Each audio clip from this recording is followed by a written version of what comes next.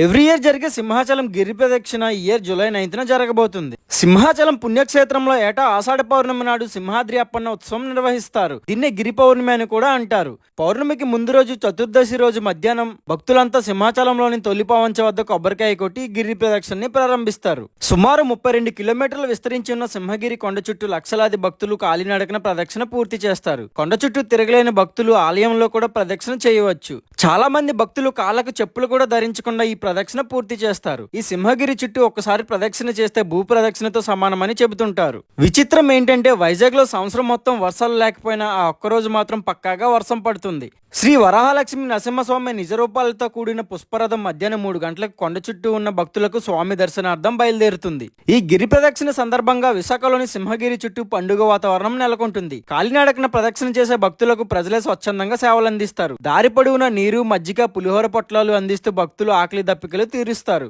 కొండ చుట్టూ సుమారు 32 కిలోమీటర్ల పొడవునా ప్రజలు కులమతాలకు అతీతంగా ఈ శిబిరాలు ఏర్పాటు చేసి సేవలు అందిస్తారు. అప్పన్న ఉత్సవంలో భాగంగా పూలరథం ఊరేగింపు మరింత ఆకర్షణీయంగా ఉంటుంది. మన దేశంలో అరుణాచల గిరి ప్రదక్షిణ తర్వాత అంత ప్రాముఖ్య గల గిరి ప్రదక్షిణ ఏమైనా ఉంది అంటే అది మన సింహాచల గిరి ప్రదక్షిణనే చెప్పాలి.